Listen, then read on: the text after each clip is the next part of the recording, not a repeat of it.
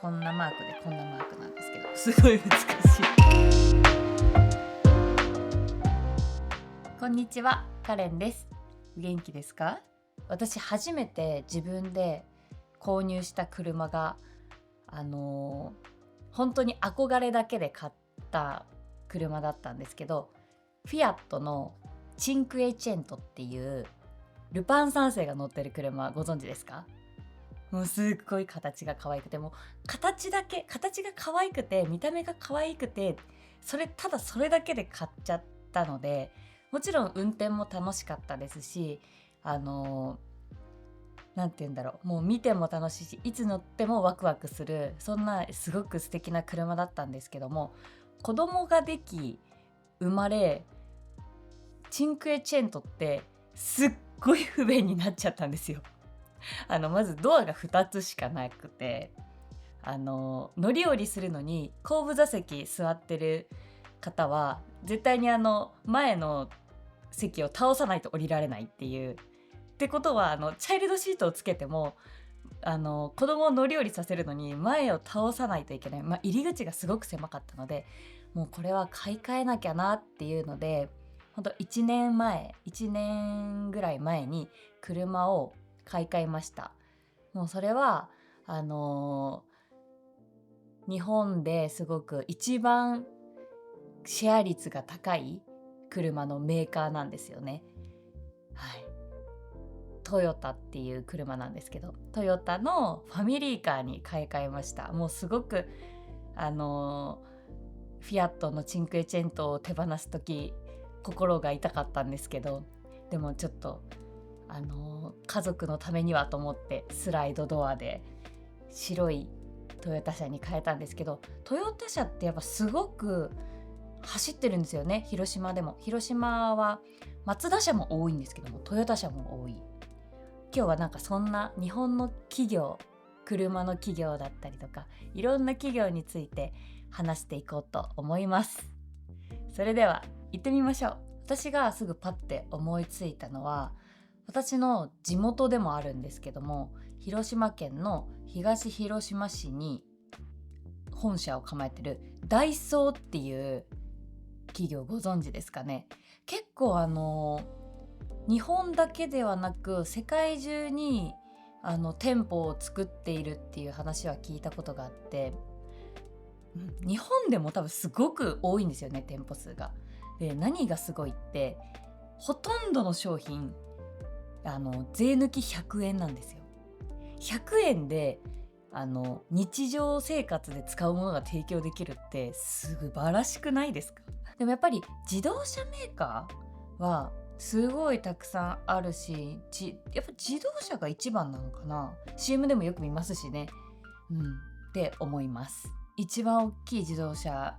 の会社はトヨタなんじゃないのかな。トヨタですね。私もトヨタに乗ってます。やっぱ自動車メーカーで働いてる方ってたくさんいらっしゃって、なんか車屋さんもたくさんあるんですけども、働いてる方もたくさんいらっしゃるので、やっぱり働きたいって思ってる方は多いんだと思いますし、やっぱり大学を卒業して新卒就職活動をするときに自動車の会社を受ける方ってたくさんいるんですよ。もちろん本社を受ける方もいらっしゃいますし、販売の店舗を受ける方もいらっしゃるんですけど、やっぱり難しいって聞きますね。受かるのは人数も限られてますし、特に本社に受かるのは難しいっていう話は聞いたことあります。私の住んでいる地域にはマツダという自動車の会社があります。マツダ聞いたことありますかね？こんなマークでこんなマークなんですけど、すごい難しい。マツダ車もかっこいいですよね。スタイリッシュで。広島県の府中町というところにあるんですけども、すごい広いです。そう、敷地内をバスで移動するって働いてる子が言ってました。っていうぐらい広いです。日本の自動車会社と言われているものはいくつかあるんですよね。先ほどから、出ているトヨタとマツダと日産、三菱本当にいろいろあるんですけども、その中でも三菱という会社は自動車を作ってるだけではなくて、エアコンや冷蔵庫などの電化製品を作っていたり、あとは発電システムや建設機械などの重機と呼ばれるものを作っていたり、宇宙で使用される宇宙関係の機械を作っていたり、本当にさまざまなものを作っている自動車の会社もあります。テレビがソニー、テレビソニーで、とパナソニックの炊飯器使ってます。あとはエアコンが東芝、目の前にあるカメラもそうなんですけど、ソニーなんじゃないのかなって思います。あとなんだろう、イヤホンとかヘッドフォン、ソニー使ってますね。なんか音がいいんですよ。音がいいってすごく言われてて、昔本当に私が中学生の頃に流行った、あれ何だったっけ、すごいど忘れしちゃった。ソニーでした。ウォーク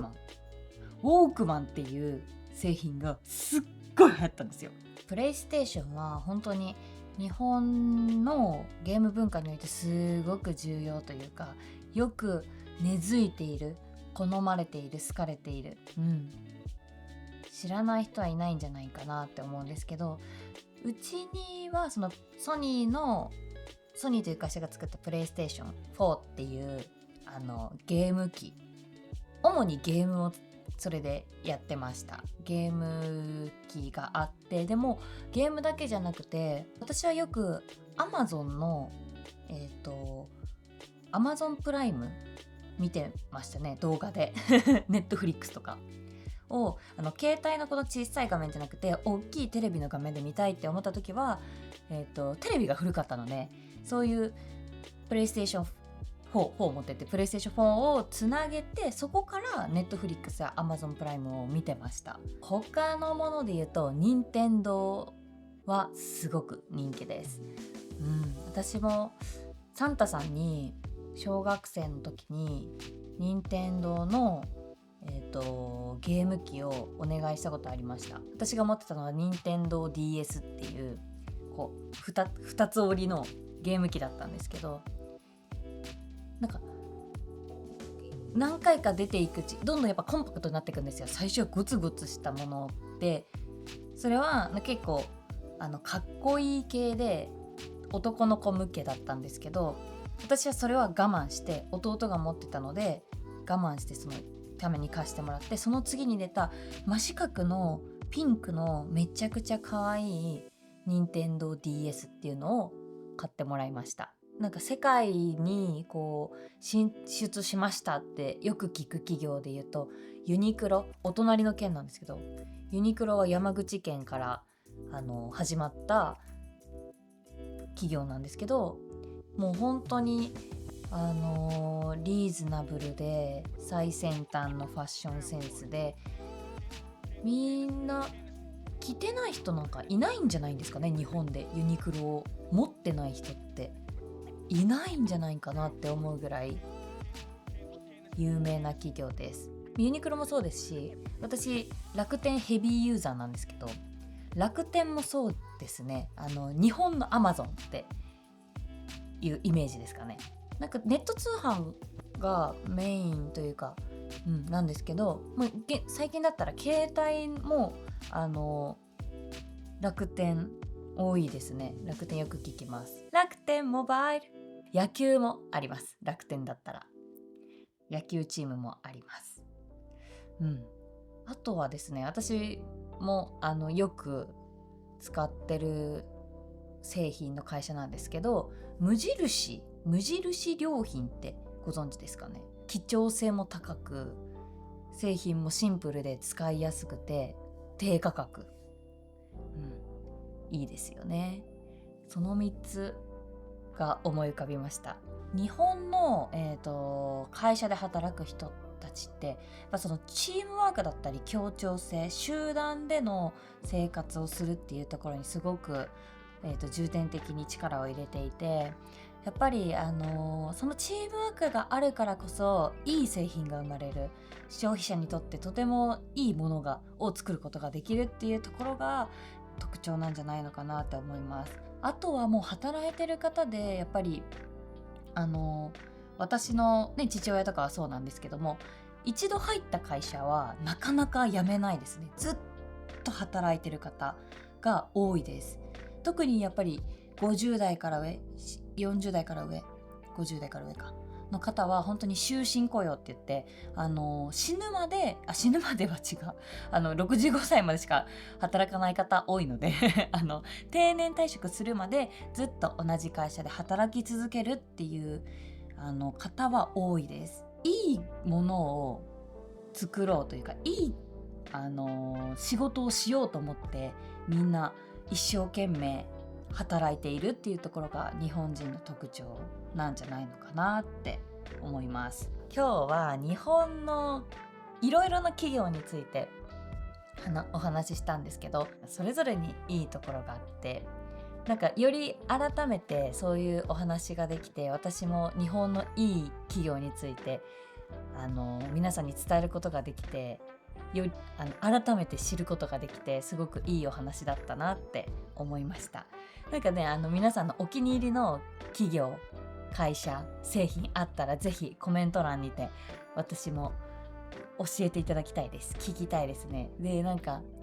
それで新しい発見とかがあって、その製品を使ってみてとか、すごく楽しいってなんか想像するだけでもなんかワクワクするので、ぜひ教えてください。それとビデオの説明欄に私たちの文法コースの紹介もあるので、ぜひチェックしてみてください。道元さんのコメディ動画を使って私たちが選んだ日本語の文法ポイントを解説したりしています。道元さんの後転アクセントと発音のコースもあるので、ぜひチェックしてみてください。それでは皆さん、よかったら最後にいいねとチャンネル登録をよろしくお願いします。これからももっと日本に関することや日本語を学ぶコツについて紹介していきたいと思います。